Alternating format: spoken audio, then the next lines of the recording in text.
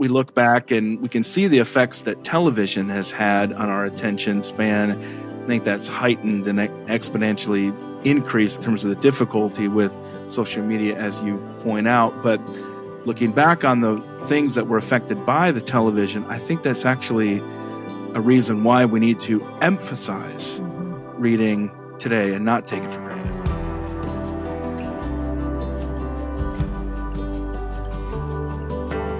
Summer is a time for reading.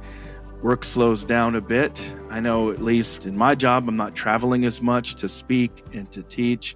School's out, which I guess could mean a harder time for reading, the kids around.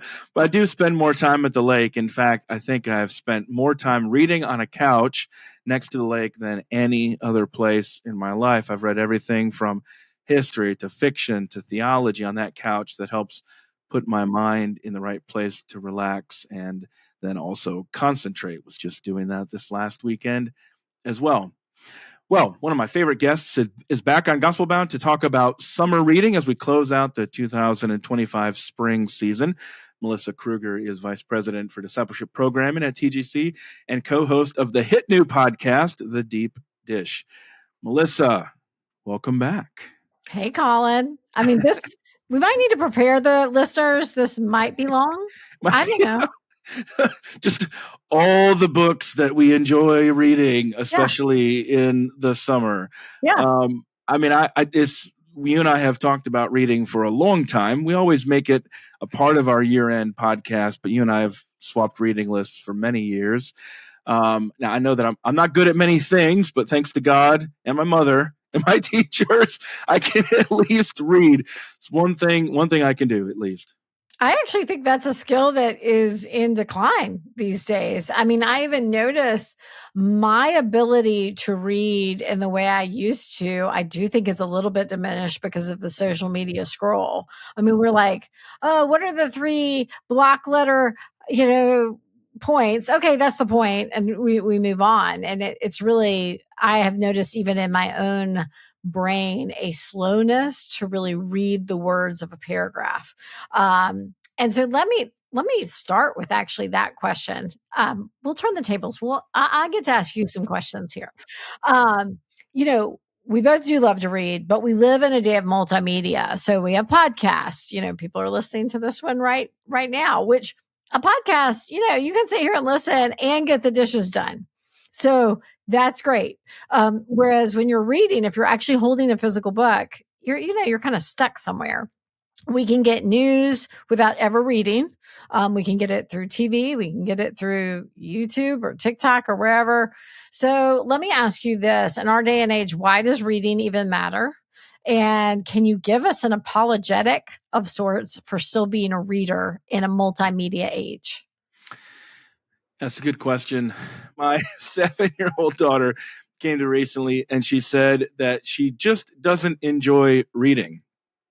Now, it probably with her was like the evening that she announced to my wife that she was a vegetarian, and that was her way of saying that she just didn't want to eat that dinner that night. But when she says, I just don't enjoy reading, I do get it. Not everybody is going to enjoy reading as much as we do, but I just told her it wasn't an option to not enjoy reading. There are entire worlds that are simply closed to you without reading. I told her that not liking reading, it's not like just not enjoying certain foods. Maturity is developing your taste for food. It's also developing your taste for what kind of reading you would enjoy. And it's certainly not something reading that you would give up on as you're heading into 3rd grade. In her case, again, I think it's not enough to just say, I don't want to do it that night. She has to make a more definitive statement. And, you and I have talked about this as well before with media ecology. We look back and we can see the effects that television has had on our attention span. I think that's heightened and exponentially increased in terms of the difficulty with social media, as you point out. But looking back on the things that were affected by the television, I think that's actually a reason why we need to emphasize reading today and not take it for granted. I cannot imagine that a child who looks so much like you does not also have a genetic affinity for reading. So I have a feeling with her, it's going to come down to probably her ability to read right now does not match her interest level. That's This is true. my gut. Yeah. And when she actually can read what's interesting to her, it's going to catch up, because I don't know how a child can come from, from you or Lauren and not want to read. So that doesn't make any sense in my world. Yeah, it But doesn't make sense for me either. But yeah, I mean like I said, there's going to be different levels, and I think as we go through this list, we want to be clear that not everybody's going to have the same taste, not everybody's going to have the same ability. And books that you and I read now, our tastes have probably changed. They can change, just like with music. We can like certain things at a certain time and certain things at another time. At the same time, there are certain kind of books that I always have to push myself. And I guess another thing here, Melissa, I mean, it seems like reading and writing are kind of a zero-sum game. In some ways, you can either be writing or you can be reading, but you are somebody who produces so many books. You write so many books. Why don't you kick us off with just answering the question of how does your reading affect your writing? yeah, I mean, for me, I have no trained writing abilities. I mean, I was a math major. I placed out of English for college and I took 0. I didn't take it as an elective. None. None, 0, Wow. nothing. Okay. I read classics post-college because I was interested in them. So I decided to start reading a classic every year for a while, and I just thought, "Oh, the writing's so much better with these." And then I was kind of like, "Oh, this would have been fun to discuss with other people, like to take a class." So I missed out on that in college. I mean, I really think the 10-page paper I had to write was on non-Euclidean geometry. Let me say, I still have it, and it is non-intelligible to me now. I do not know what I was talking about, nor can I reproduce it. But I will say, the way words came together, I'm really thankful. And again, we all probably want to honor our moms here. My mom kept great books around the Yes. house. Yeah. So I can remember my first book series was B is for Betsy. I got into this. It had multiple books. I read them all. That was my first, like, oh, books are great. But I also remember my mom keeping Shel Silverstein poetry books Yeah. around. And I Remember loved those. how words were put together and ideas were put together. And I'm just so thankful that I grew up in a house where books were always around, because it's like learning another language. You become fluent in how words should be written when you have read a lot of them. So, and you also learn, oh, sometimes when you turn it on its head, it makes you notice it a little more. So when you use a surprising word in a sentence, people are more apt to read it again and to think about it. And you're like, oh, I wouldn't have thought about it that way. And one word concisely said can say more than 20 words. So learning to do that is what good writers do. And I don't think you can grow as a writer without being a reader. What about you? How do you associate the two? Well, first, is Shel Silverstein the inspiration for your own poetry?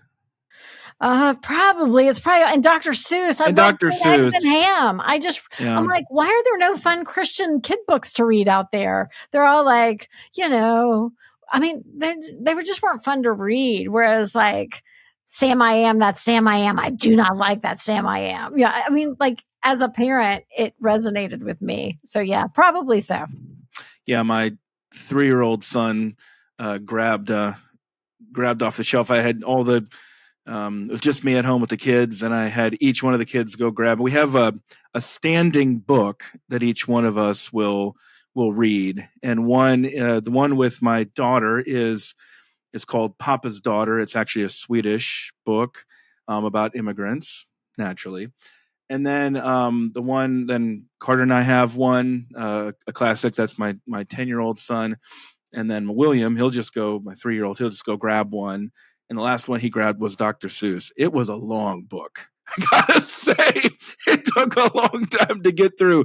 Maybe that was part of his strategy, but it was a tongue twister. But yeah, I mean, Shel Silverstein was a classic. My school, we would always use those because those were easy to memorize for an like a speaking contest and that kind of stuff. I still have sick memorized. I cannot go to school today, said little Peggy and McKay. I have the measles and the mumps and gas rash and purple bumps. My mouth is wet, my throat is dry. I mean, like it gets into you and you cannot let it go. I could perform the whole thing for you, Collin. No, it's good. They're so good though. I mean, so people who can put words together, it's just a beautiful thing. And I think we're going to lose something when we rely too heavily. I mean, we're not even going to get into this on Chat GPT and all these things. There's a skill to be learned that I fear we may be losing. But the first skill I fear we're losing is reading. Yeah. So that's going to affect the writing. Yeah, for sure. Yeah, that's a whole separate conversation. I think like when I think about the kind of poetry that you write, you can punch a lot of that into Chat GPT and get some of those options. And it's better than the rest of us can do. Not you. You have some real skill in that area. But the thing is, there's no story, there's no struggle, there's no process. You're not learning how to think. And reading and writing are a process of learning how to think. They're not just a destination for communication, they're part of the journey themselves. And so before you get to that journey of being able to write something, you have to travel the journey of being able to read. And you're imitating what you're reading there. You're being stretched there. There's really no better way to improve as a writer than reading. But yeah, I think that with AI, you can easily summarize. You can get the points. Essentially, you can get Cliff's notes of anything that you want. And so you can answer the exam questions. But it's missing the entire point of any of it. It's not just to be able to have some information in your head. It's been able to shape who you are and shape how you think, how you communicate, how you interact, and how you see the world. And yeah, those are things that are worth fighting for. But we have to be deliberate about doing that. So I'm wondering, Melissa, is just how do you read? I love, by the way, what you said about if you have kids in the home, having books around. By the way, that is an apologetic for physical copies of books. You can have entire libraries of digital books. There you go, which can be wonderful.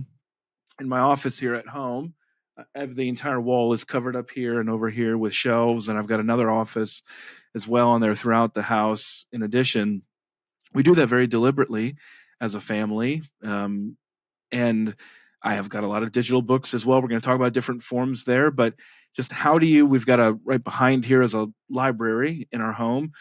Every night for family devotions, that's where we read together into a story Bible and catechism and things like that. But Melissa, where and how do you read? What does that look like for you? Yeah, that's been an evolving process. My comfortable place is with a real physical book.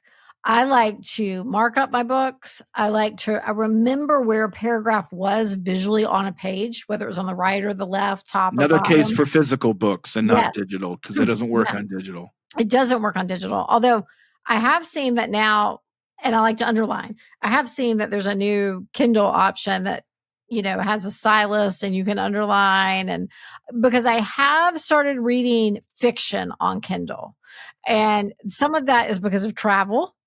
It's really nice. You can pile 5 books onto your Kindle. I'll have something to read at night when I'm in a hotel room. I can go to sleep to it. That's always great. Yeah, I have different genres on iPad. For sure. It's different. Again, I think what we get through here is different genres in different ways of reading. That's right. And so that's what I'll do. But I always would rather have a physical book. That's just my comfortable place. I cannot read thoughtful books that I want to really process in any other way. So if it's a book that I want to take in, if I'm chewing on something, Christian books, commentaries, I need them in a physical form. That's still how I like to read. Interesting. Commentaries in a physical form, because I prefer commentaries in a digital form because they're easier to bounce around and search and That pop in makes and out of sense. that way. And if you're going to clip a quote, it would be Yeah. easier to do that. You're right. There are some positives on that. But I like to sit and underline and process. And now, your notes app can just it can pull it in and get all the words in there, and it makes it a lot easier to save things. But I also, enjoyable reading, I do at night before bed. That's relaxing to me. Other type of reading I need to do during the day. Like, so if I'm studying a text for, a talk or something, if I'm looking at commentaries or something, that type of work, I need to do at a desk. I need to be really in it. What about you? Like, how do you like to do it? Well, this is so different for so many different people, and that's why we wanted to go back and forth on this. As long as I'm getting regular rest, I read in bed before going to bed.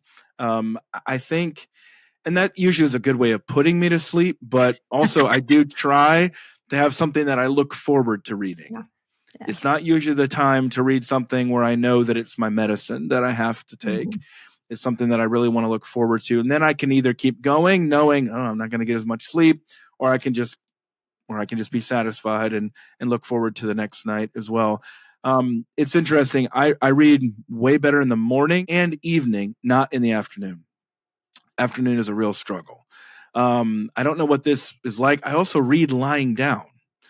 A lot of people read sitting, but I definitely prefer to read lying down. So in the afternoons, I seem to fall asleep when I'm doing that. But it does matter a lot in the audiobooks, or the different kind of books there as well. So but yeah, if it's something that I really want, is hard and I'm pushing myself through, usually needs to be a morning where that time is set aside.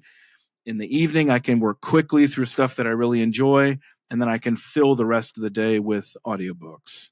So I'm fascinated. How you read? It sounds like you read a lot of audiobooks. I have struggled to read Interesting. audiobooks. My brain just wanders. Like, it's different than like listening to a podcast. Like, I could listen to this very easily while on a walk or doing the dishes or folding laundry. But it's really tough for me to listen to a thoughtful book. Like, I can listen again to a fiction book that's well told. It has to be like I mentioned here. I think Remarkably Bright Creatures. It's a fiction book. It was really well told. That I went on many runs listening to that, and I would look forward to the run because that's when I would let myself listen. But it sounds like you listen to them a lot. Well, but only certain genres. So, like right now is No Easy Day by Mark Owen, which is just a military book about the mission to capture Osama bin Laden. It's a popular book from many years ago. So, did you watch the documentary? I think. Which one are you thinking about there? It just came out on Netflix. This is the new one. I have not watched it yet, but I will. It's really good. It's really good. Okay, Zero Dark 30, really interesting movie there as well. So, I was looking for something actually that my son and I could listen to in the car together, and he tends to like military books. So that was where this one was coming from. But this is why Elise is not into reading right now. You do know that, right? Like, Elise is not in the car when we're listening. Okay, because I was like, well, maybe I know the problem, and this is what I'm figuring out. Yeah, I was just driving him up to camp. So we kind of have a tradition of listening and watching movies together and things like that on the way to camp. So yeah, it really just depends on the genre. No, I don't do many Christian books on audiobook. I pretty much am only in certain kinds of fiction, usually contemporary fiction, not historical fiction. Yeah.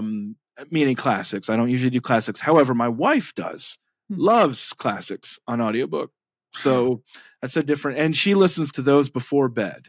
Okay. So that's one way, and that allows her to concentrate more and things like that. But yeah, if it's something that I have to remember the details of, it's not usually audiobooks. However, I do think that in general, I have pretty good oral recall. So if I hear something, I do tend to remember it pretty well. So that's probably a reason that I like audiobooks and podcasts for that matter. But one of the things, also, I love the ease of being able to use audiobooks on my phone from the library, from the Libby app and from the Hoopla app. It's pretty amazing. If you're gonna look for a popular new book like Original Sin, the new political book about President Biden. I'm way back in line. I don't know when I'm going to be able to read It's that. kind of nice. Like, I feel like it always comes. I just got a book yesterday from the library that I had through Kindle that I put on hold. I put it on months ago, and I was like, "Oh, It's a here it is." nice little Christmas surprise. Yeah. When I can't tell you how many different times I had to borrow The Wide, Wide Sea by Hampton Sides. Great book, Captain Cook's Final Journey. And Hampton Sides is one of the best historical narrative nonfiction writers alive and of all time. And I couldn't get through it fast enough. That's one hard thing about long books. So I just could not. And then if you have a long book and it's in high demand, you got your 2 weeks and then you got to go to the back of the line again. So So Wide, Wide Sea. send Collin gift cards so he can buy the long books. That's Okay? true. That's what this is really about. That's So true. we're I just am too cheap. Too cheap to do Audible is what this is really all about here. I have 10 books on hold. I'll buy you a book, Collin. I'll sponsor you. The Fate of the Day by Rick Atkinson about the American Revolution. It's a 32-hour book. There are 8 people waiting, and then I have a 6-week hold on it. And I already got in. I've had it once, so I've circled all the way back on that one. So yeah, that's just one of, I'm not going to have to write about that. I'm not going to have to report on that. No one's going to ask, but I'm going to learn a lot. I'm going to be engaged. I'm going to enjoy it. And I think one thing that people get confused about in reading is they're often trained in it as something that they have to do, something that they don't enjoy doing. And it's hard to get that taste out of your mouth. And so that's why, whether it's with my daughter or anyone else, just read what you want to read, and we'll try to develop the taste from there. I'd rather have you reading something. Now, there are some things I wouldn't recommend people to read. That's right. Especially as they get older and younger too, age appropriate kinds of things in there. But generally, I'd rather have them reading something than That's nothing. right. And there are so many great books for elementary school kids. It does get hard in middle school. Wow. If you've ever been in the library at a public library, you turn the corner to like middle school, high school literature, and it's like all black and dark. Yeah. It like went real dark for a while. And so I think that's a little bit harder, but I read a lot of the books my kids read, like the Benedict Society and even all the Percy Jackson books, and which are they have some things in them. I mean, all these books can still have some things in them, but they're really, I found them fun to read and enjoyable to, if you're a reader, you like a good story. It doesn't matter that it's written for a 5th grader or it's written for you. And so there are so many good ones. So, okay, those are different types to read. I am sure everybody would like us to stop talking about all of this and talk about actual recommendations. That's true.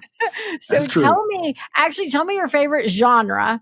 Okay. And tell me one book of that genre that you're like, oh, you should read this. Oh man. Oh, that's gonna be too hard. You're gonna need some time. You can come back to that. I gotta think about it in there. So I mean, it's clearly history for me. So it's just the drama, the personalities, the contingency. How could this have gone? What happened in here? The lessons that we derive for life and for leadership. It's a pretty easy one because I have been very shaped as a Christian with biographies. And when I was young in college, I asked my pastor, what are some great biographies to read? And so the year that I graduated college was the year that George Marsden's biography of Jonathan Edwards came out. And I have only written a couple books that don't have Jonathan Edwards as a major emphasis in them. So that was very formative for me. I could read a Martin Luther biography every year. There's enough of them. His life was just so interesting, just never gets old. But Heiko Obermann and Roland Bainton's biographies of Luther are simply amazing. And of course, I've dabbled in variations on this genre myself.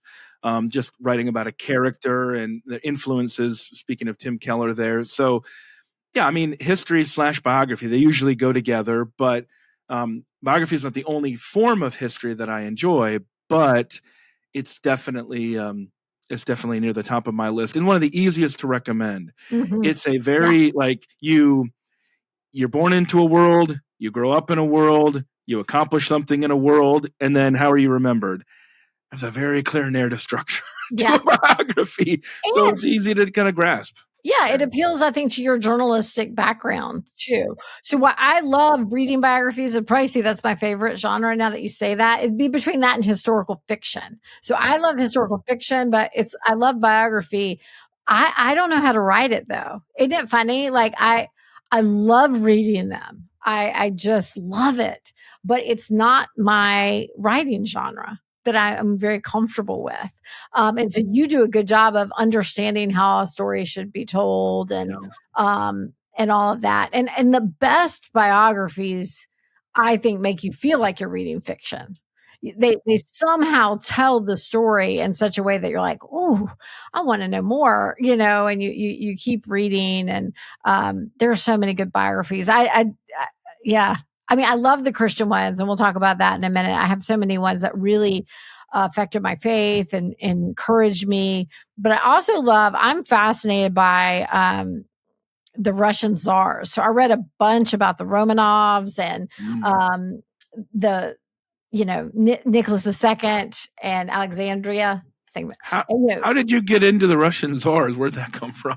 well, I all the electives when I wasn't taking English in college, all of my electives were Russian history. I just loved it. And I spent a summer in Ukraine in 95, 94, 95. So, but before I even went, I just was fascinated maybe by the tragedy of the Russians. That's why I Oh no, also, that's their story yeah, is just interesting. So I took a few classes. very dramatic. It's Yeah. very dramatic. Yeah. Always.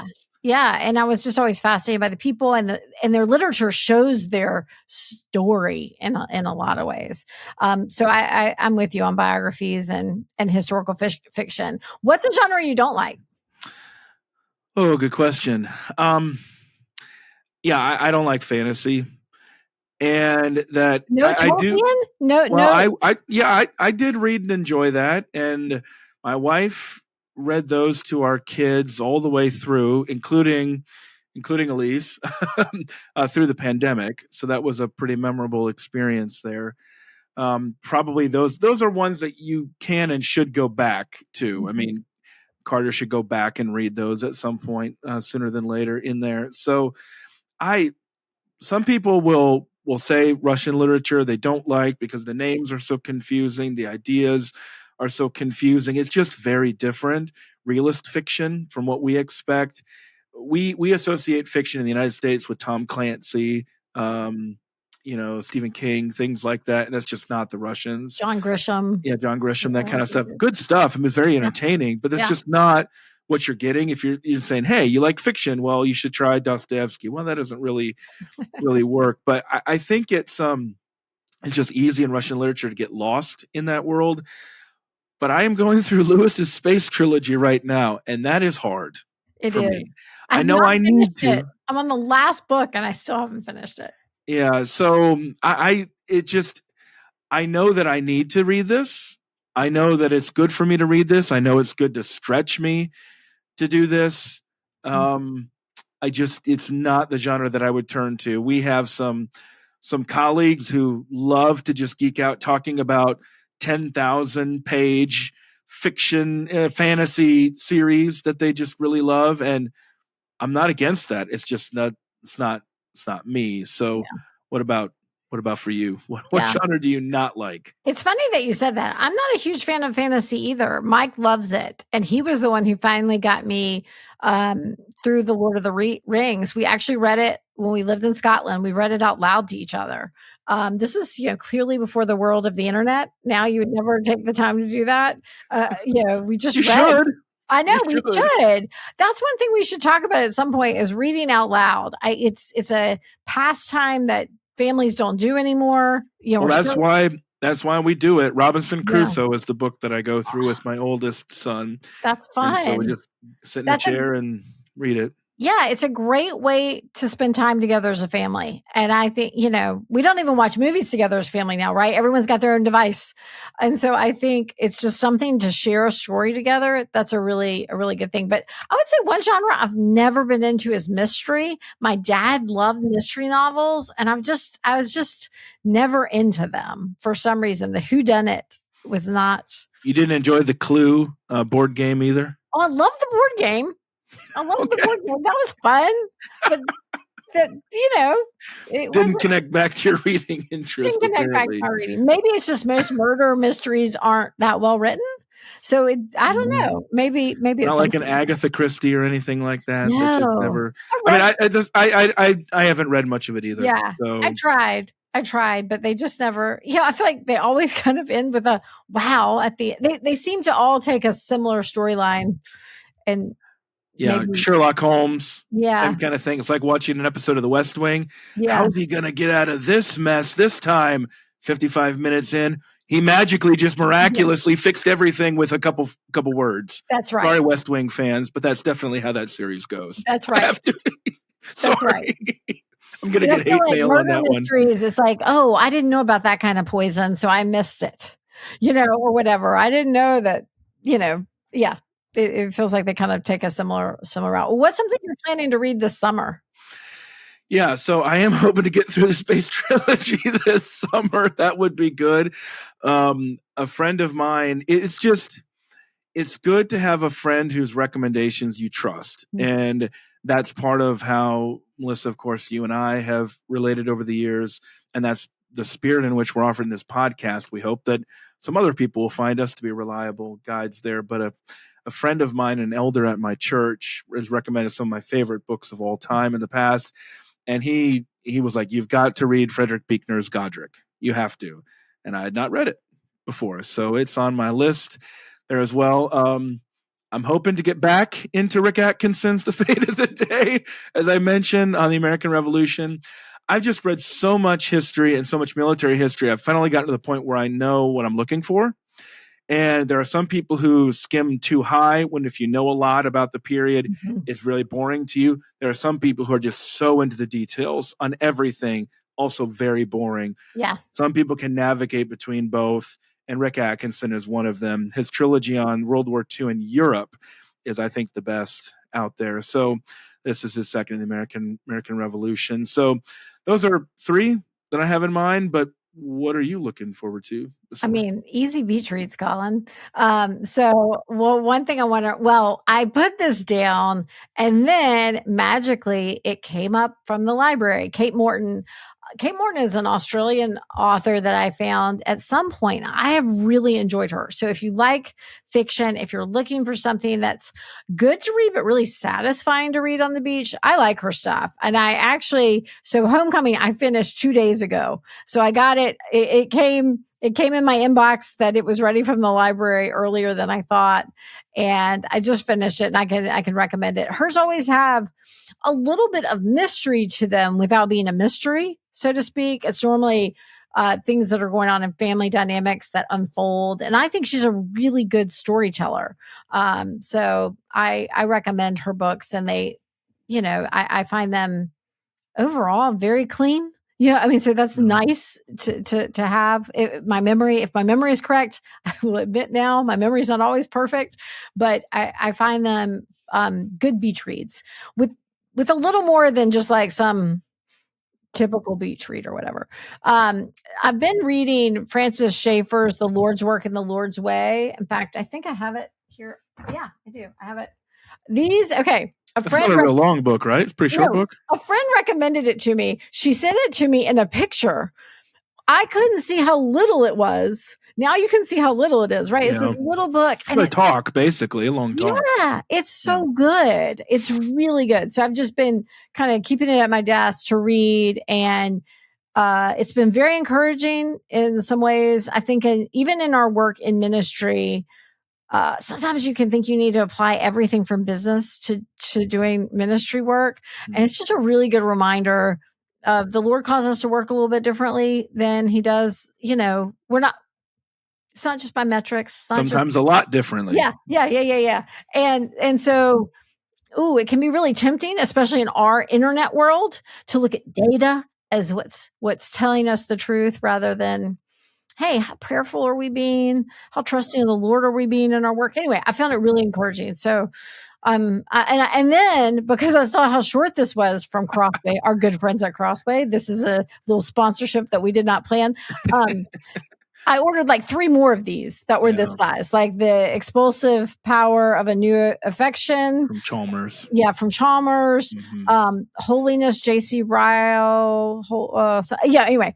So then I was like, I like little books. Little books are delightful. They're so much better when you're counting up your end of year score. Yeah. Hey, good idea. As if I'm like, I don't have it together enough to remember what I read in a year. Golly. Y'all are impressive. That's why you do Evan Goodreads. Does that. You always do that. That's why you do Goodreads. I would not remember exactly what I read if I didn't use that app. So yeah, that's smart. Well, I do feel like I have to ask you this question. You mentioned the short books, and there is something significant about the sense of accomplishment when reading a book. And it can be hard to get through a book when it's really long. There are not many chapters. The margins are short. The layout is really long. That's the way it is with a Churchill book that I'm reading right now. But I'm so engaged in the topic, and I need to learn it because of a writing project that I'm doing in the future. So I'm willing to go through it. But there's often you just need a sense of accomplishment. So I need to ask Melissa, when do you know when you should give up and stop reading a book? And what's an example of a book that you have given up on? There's a lot of shame attached for me to this answer because it's a book that you recommended that I've given up on. I ordered the whole trilogy. Is the Wolf Hall trilogy. You're like, it's amazing. It's so good. And I was like, oh, great. I found it very dense and very literary too. Very dense. My son came in. He's getting ready to go. He'll be away all summer, so he wanted some books. And he's like, "What should I read?" And I was like, "Take this one." The whole trilogy for you. He ended up with the brothers. Is it the brothers? How do you say Karamazov? Yeah. Okay. See, yeah, I can't speak Russian. I like Russian. He ended up taking that. I was like, that'll keep you busy all summer, John. I was like, just take this one. Do you not have any interest in that Tudor England period? I do. That makes it even worse. I'm going to try again. Maybe it was the season. I'm going to try again. I really will. I think the first one is a hurdle to jump. Okay. I mean, it's a classic. It's amazing. But the second one's way shorter, and it's about Anne Boleyn. So a lot of people are just naturally drawn to Anne Boleyn's story and tragedy, of course. And then there's a lot of controversy there. By that point, you only have the third one. The third one is then long also. But if you've done the first two, you got to see it through to completion in there. Yeah. So I do think also with Wolf Hall, there is a lot of palace intrigue.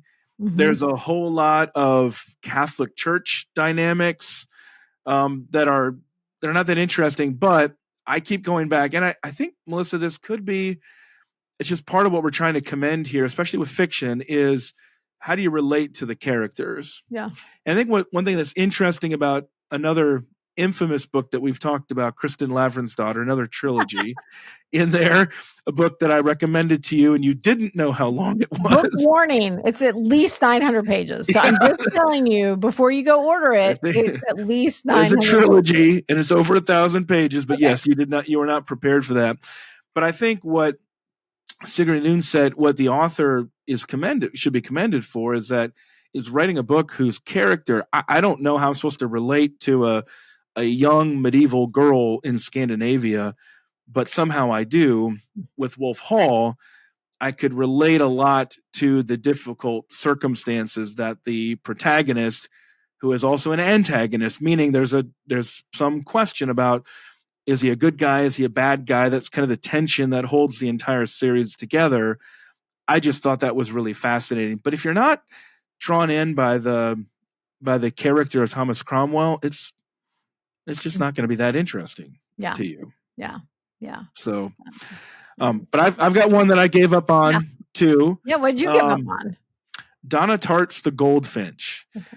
I mean, it was a best-selling book, won all these awards years ago, fiction. Finally, the book got to Las Vegas, and it just, to me, it was not interesting anymore. And I think more importantly for me at that point, it just wasn't edifying. I've shared this with other people. I just could not that all fiction needs to be edifying in the same way. I just could not get anything out of this. And I was many hundreds of pages in and had many hundreds of pages left and just thought, I'm not going to keep going. I don't usually give up on books. I probably should give up on more books. I saw in the notes, I gave up in Las Vegas, and I was like, Collin, were you in Las Vegas reading this book? Why? Maybe that has something to do with it. Maybe sitting at the slots all night. Yeah. Like, what are you talking about? So you're saying I've never even been to Las Vegas. Not to Las Vegas. Like, okay. Just clarifying. Just trying to save you some drama. The character is hanging out in some suburban nightmare in Las Vegas, basically. And I'm like, I've had enough. I'm not interested in this. I'm just trying to maximize the amount of hate mail I get for this episode. So I've gone after The West Wing, which I actually do enjoy. Then I've gone after The Goldfinch. We'll see what else is there. You're just picking fights with me. Yeah. Not with the listener. There.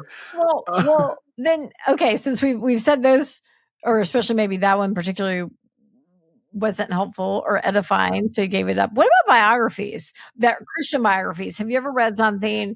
How do they spur us on? Are there any that you'd recommend that you'd be like, you should read this book? I've already mentioned several of them, and some of them that I mentioned are especially helpful if you're heading into ministry. I don't think that everyone should be reading George Marsden on Jonathan Edwards, but it's a very good book. If you're going to read any of the biographies I've mentioned, Roland Bainton's Here I Stand on Martin Luther is definitely a more popular level book. So that should be one that you definitely pick up there. Heiko Obermann's Man Between God and the Devil is a little denser, a little more academic. But the Platonic ideal, I say with some pun intended, the Platonic ideal of biography, Christian biography, is Peter Brown on Augustine. I'm just not really sure how you could improve upon that book. And I think, Melissa, a great book is in part closing the gap between what you didn't know you needed or wanted to know and really expanding you there. That book probably did more than almost any other book to open up a whole world of the Roman Empire and its collapse and the continued rise of Christianity, the development of Western Christianity, the different fights that he was waging theologically and ecclesially at the time.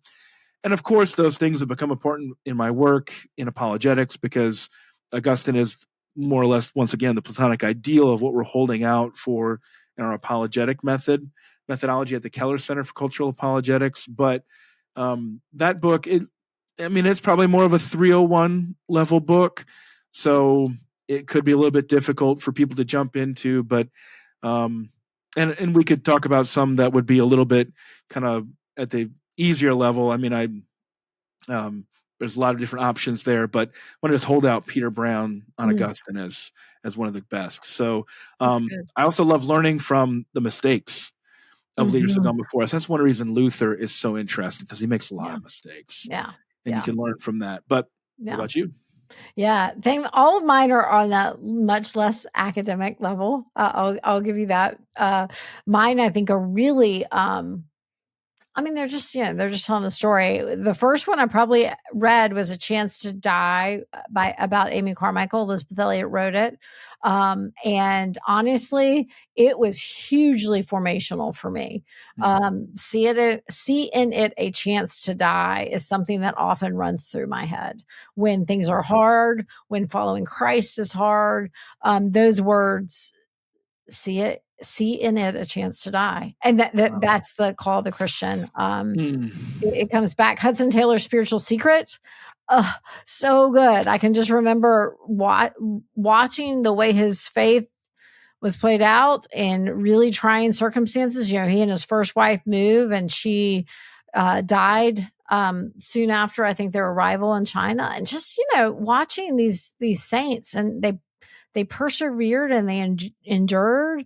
Another one is Darlene Rose, Evidence Not Seen, is excellent. She was put into a Japanese camp in World War II during the fighting. They came into wherever she was doing missions. I can't even remember where she was, but she was put in a camp and suffered greatly.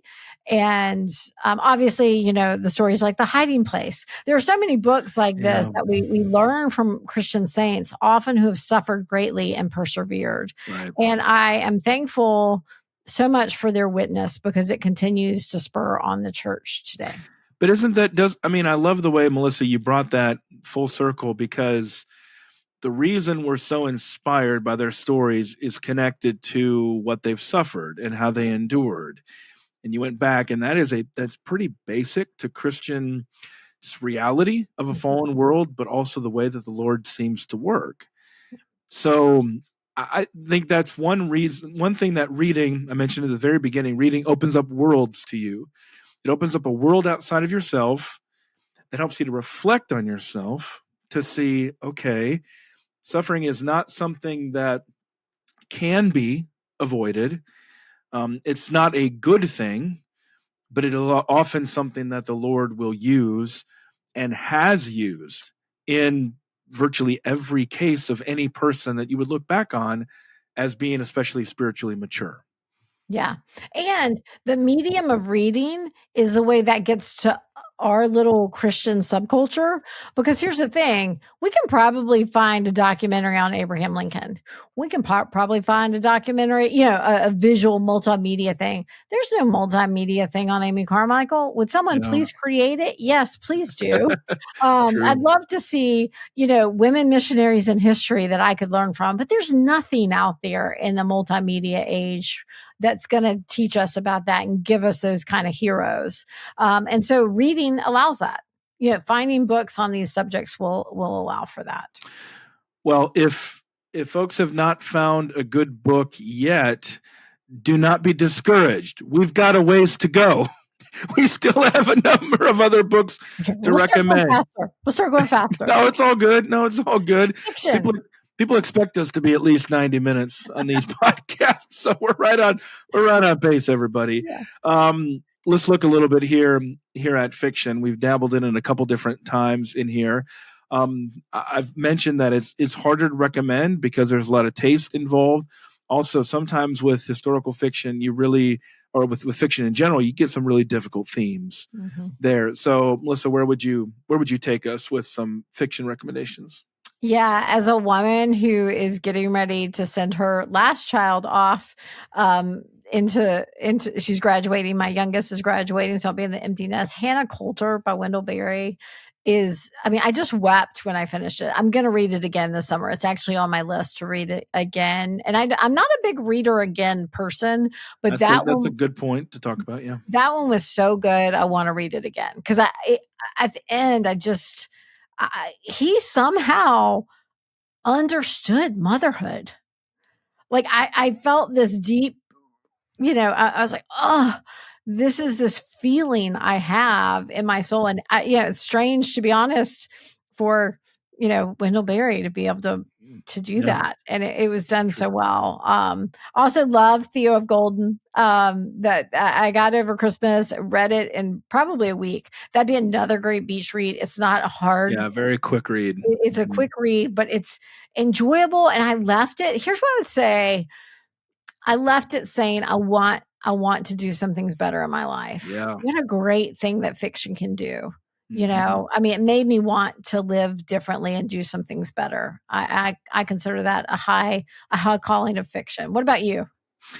Of course, you can go back and listen to Alan Levi's interview with me on this season of Gospelbound. And I think people can see in that interview that Alan, himself is somebody that we learn a lot from, and as a model, and some of that comes out in his Theo character there as well. I'm going to give just two examples here on fiction. One I've recommended a number of different times, and it's if you're in that Tolstoyan mood, or you just really are interested in the Second World War, simply cannot get better than Vasily Grossman's Life and Fate. Easily one of the best books of the 20th century.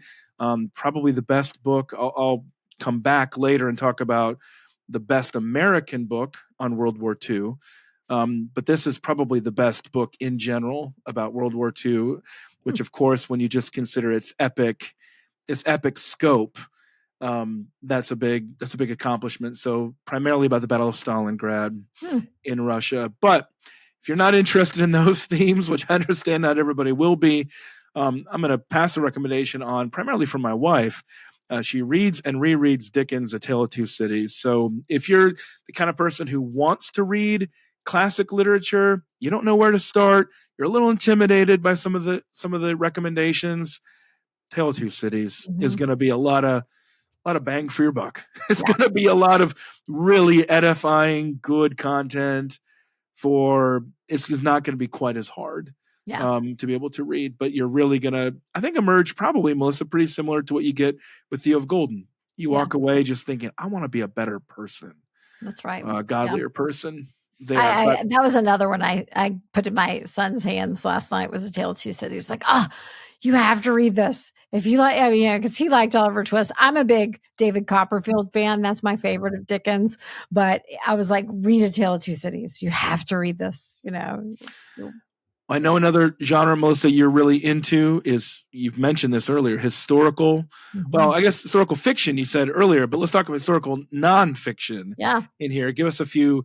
I mean, these are always popping up on bestseller lists. There's always classics. What comes to mind for you? I think Eric Larson is one of those who makes fiction read. Makes nonfiction read like fiction. Yeah, he's like Hampton Sides. Yeah. Two of the three best, I think, working today. Yeah, The Devil in the White City. I'm just reading. I'm like, this really happened. I'm sitting there like, how is he telling this so engagingly? That was like Peter Brown Augustine for me in terms of opened up whole worlds. Yeah. I will say that content is pretty disturbing in that book.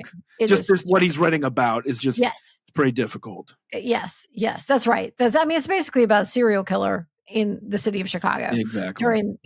So it's definitely not, most of his are hard topics. I really like The Garden of Beasts too, which was fascinating. It was about the American embassy. Right.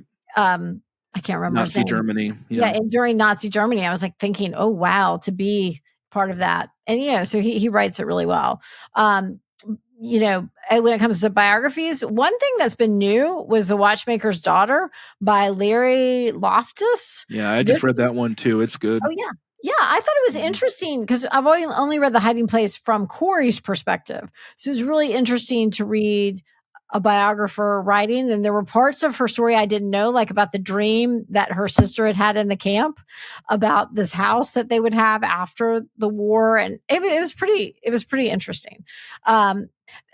This I read this past year, The Woman Who Smashed Codes. This was a fascinating book, especially for a math lover. But it was this couple, and I had no idea about this. So we've heard Enigma, the Enigma machine in Nazi Germany. There was a movie that came out about the breaking of that in the UK. Right. But I did not know, because this has been classified. Yeah, what's been classified was Americans broke the code before through breaking the code. This couple were brilliant. Absolutely brilliant. And they figured out, based on their actual understanding of the English language in combination with their understanding of number theory and all these different things, they broke these codes, but they were working for two parts of the government and they could not talk about what they were doing with each other. Fascinating story. I just thought it was one of those hidden stories that has just come to light from being declassified. It was great. Okay. Those are some of my favorites.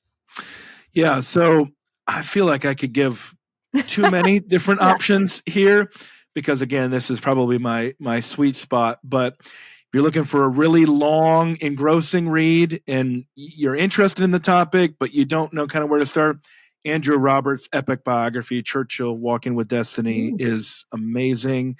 If you want to keep on that theme, World War II, but an audiobook. This is so interesting, Melissa.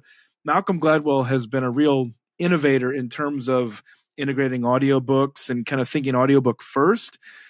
His Bomber Mafia is best as an audio, sort of a podcast, then an audiobook. It's designed as an audiobook. There also is a print book, but you really should listen to that. That's a great summer listen there. I'll give one more on that theme. I mentioned earlier, best literature to come out of the Second World War, Eugene Sledge's memoir, With the Old Breed at Peleliu in Okinawa, is some of the best writing on the military experience of all time. Sledge is an Alabamian. He was from the Mobile area and then settled in Montevallo outside of Birmingham, where he taught until his death as a college professor. But that's one of those that's still read today. As we're recording this right after Memorial Day, and so that is very much in the mind. But I want to bring it back to one that is both incredibly insightful in this genre, also incredibly edifying. Andrew Wilson, our friend, remaking The World on 1776 is just a true achievement. I've said this many times before. There are books that I am glad to read. There are books that I'm jealous that I didn't write. That is one of them at the top of my list of, I wish I could have written that book. That was truly, truly amazing. Came out in 2023. But I have a feeling, Melissa, you want to go in a similar direction, talking about general nonfiction. Yeah. Not just historical nonfiction, but general nonfiction, especially with Malcolm Gladwell. Yeah, I was just going to piggyback on Malcolm Gladwell. I just think his books, they've been so helpful.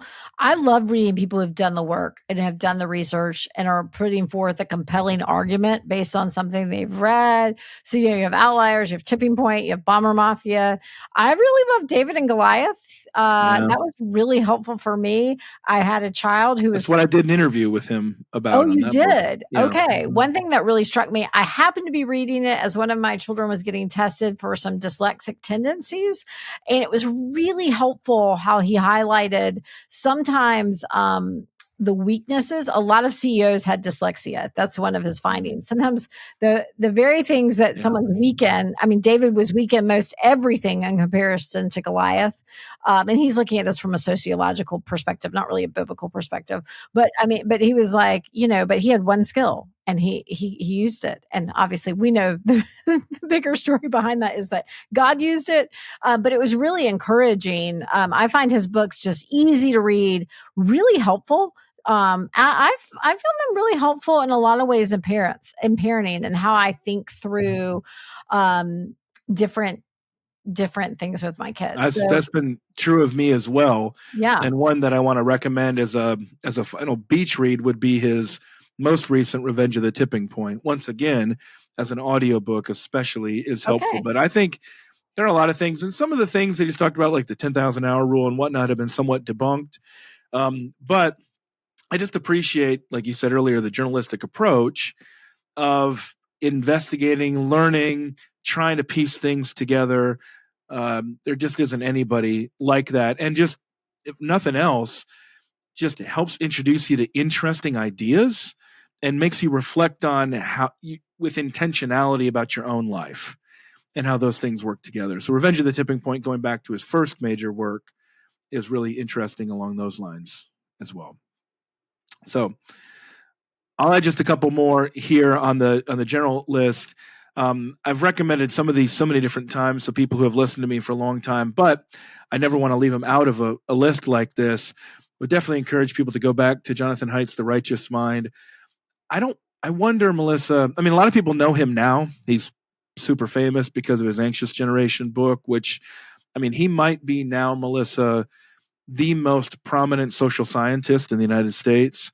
But his Righteous Mind is much more paradigm shaping than the Anxious Generation. The Anxious Generation is having a huge effect. And like we mentioned with Gladwell, very much will change the way that you act. Righteous Mind will change not only how you act, but how you think and how you perceive relationships. And I've said other times that I don't really know I can't even really fathom how my life would be different in the last 12 years or so since reading that book. And similarly, I'd be remiss if I didn't recommend something here from Tim Keller. And two of the books, you can't go wrong when you're reading Tim, but his little book, once again, going back, trying to do different lengths here for different people in different situations. His little book that City to City did, How to Reach the West Again, I just love it as just a short, packs a huge punch. That book is the kind of thing you could read with a small group, read with a group of church leaders in any different ministry. But then if you want to push yourself a little bit more and think about what he was thinking about kind of at the forefront of his mind to the end of his life, Making Sense of God would be the best example there. But let's give, we've, again, Melissa, we're going all up and down the range here because we want people to be able to pick and choose from this list and know. And we haven't talked here, Melissa, about another thing of how we read, but I read multiple books at once. Mm-hmm. And I do this because I'm not always in the same mood for something. Sometimes I want to be in that big book. Sometimes I want that little book in there. So I'm reading a short book from Andrew Wilson right now, while I'm also reading this long book on Winston Churchill. But let's say somebody wants to put in that rotation, a classic or a book for growth. They want to push themselves, become a better reader. Where would you send them, Melissa? Yeah, I mean, my biggest recommendation on a push book is Anna Karenina. But I think it's so well done, but I will warn you, I wish they could just give you one name for each person. Just one. Not three. Yeah, they all have three and then they change. Three official names. Yeah, exactly. And it just feels confusing. So if you can get it is work. I will say that. But it's brilliant to me what he does with that kind of telling of two stories alongside of each other and how they intertwine. And I just thought it was so well done. So it's a classic. I would definitely recommend. I think I would just recommend even the habit of getting into maybe every other year reading one of the classics. They're classics for a reason.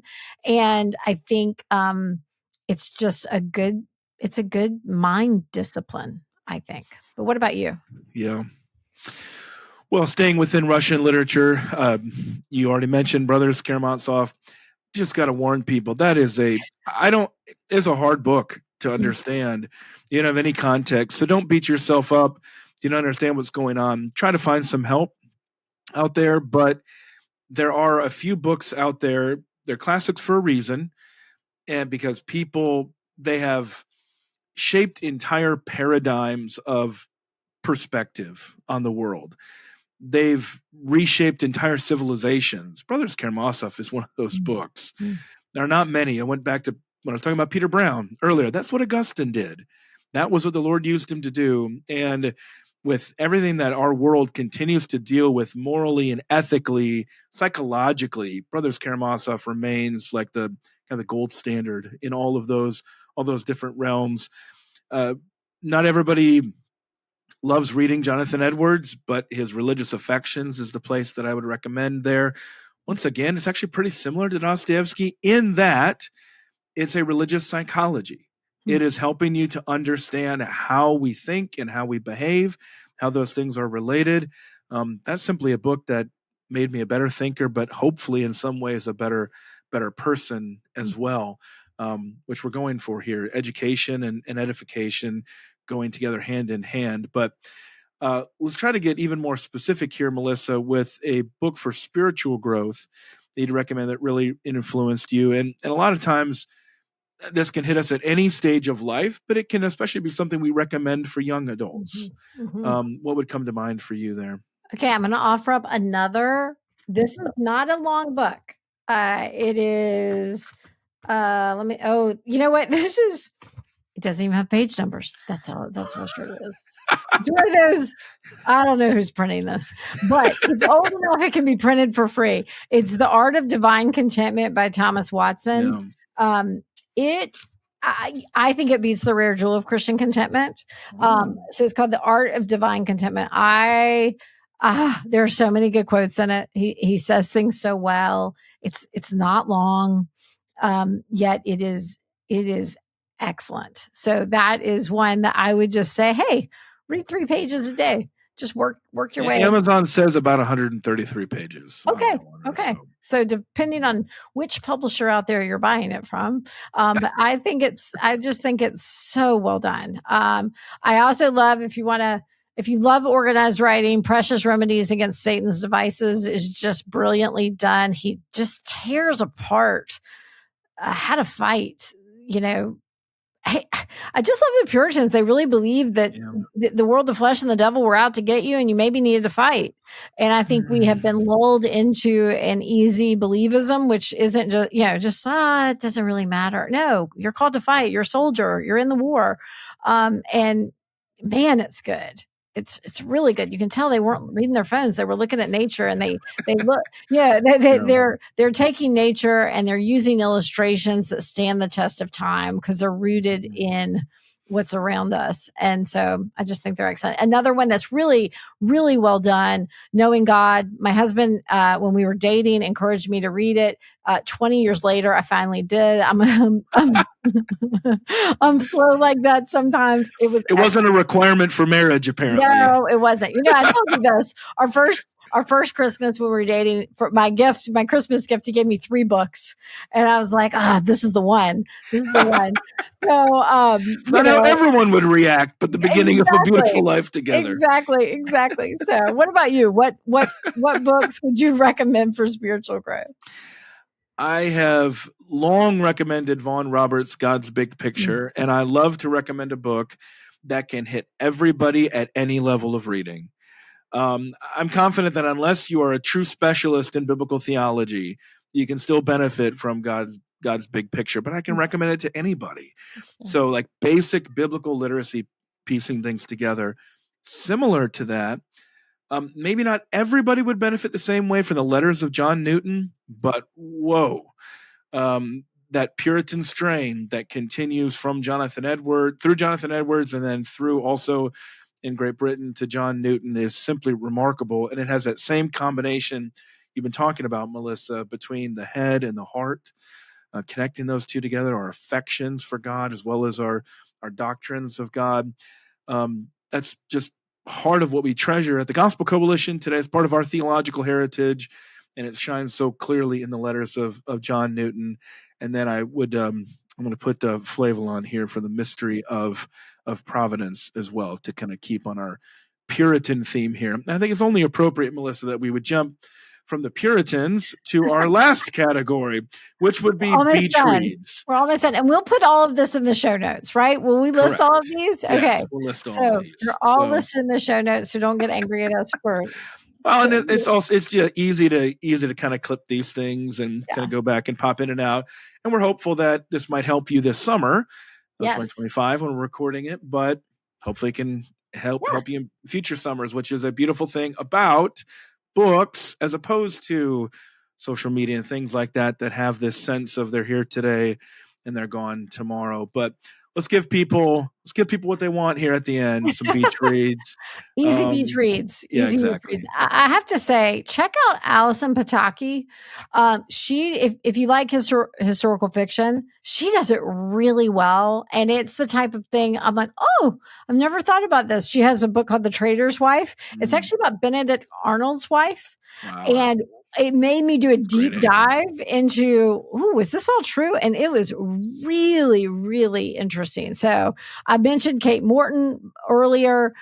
She has a bunch of great books. I loved Kristen Hanna's The Women. It was about the women in Vietnam who were there as nurses. It's really, really good. And obviously we talked about already, Theo of Golden's a great beach read. What about you? What would you recommend? Yeah, let me just close on a couple of these. I've mentioned Gladwell in here. My friend Alex Duke has a great little book in that same Vaughn Roberts genre, From Eden to Egypt, a guided tour of Genesis. Love it as a beach read. And I love it also that you could do it high schoolers, college, young adult, all the way through. You're going to be encouraged. You're going to learn some things. You're going to be entertained. Alex is a very lively and funny writer. So all those things I can commend in that book. And then finally, David Brooks, How to Know a Person. I did an interview with David on Gospelbound last year about this book, and it's one of them that I've gotten the most positive feedback on, and more people giving me feedback of how that book has helped them.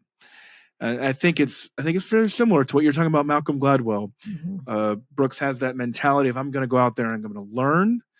I'm going to take what I've learned. I'm going to help you I'm going to try to apply it to my life and help you to apply it to your life as well. And Brooks, thankfully, is also informed in a lot of ways by a Christian anthropology as he's connecting it to the social sciences, but still not a very difficult book to be able to read. So, How to Know a Person by David Brooks. So, well, there you are. If you can't find some good summer reads out of this list, I'm afraid Melissa and I cannot help you. You're going to have to find a different podcast other than Gospelbound or The Deep Dish to be able to benefit from. There are many good ones out there we could recommend, but this is the best that we can do. So summer is a wonderful time to be able to read and spend time with the people that you love as well, hopefully with a little bit of a change of pace for some of us at least, especially who are working in academic or just school environments, things like that. So, Melissa, thanks for joining. I should just ask, as people are heading off, what should we look forward to with The Deep Dish coming up? Anything we should know about? Well, let me just say to the mom out there who maybe dreams of reading a book on the beach, but that is not quite yet an option because she's just trying to keep the children alive. Podcast listening is great on the beach. So listen to The Deep Dish. We have have exciting episodes, I think, coming up. I love those conversations. I learn a lot from all the different women that we've had on. And if I could actually remember the upcoming conversations, that would be a great thing right now. But I can't remember what they are, but they're coming. And we promise they will, Lord willing, be deep and fun to listen to. Melissa, thanks for joining me. Lord willing, you'll be back at the end of the year to do our typical top 10 theology stories. I've been thinking about this. I wonder if I need to do like top 25 or something like that for the first quarter century. A lot of people are doing that these days, so that might be something to think about. Like a 3-hour episode. I was going to say that would be a 5-hour episode, so maybe I should rethink that plan there. But thanks for joining me as always, and keep sending some good book recommendations my way, okay? Will do. Thanks, Melissa.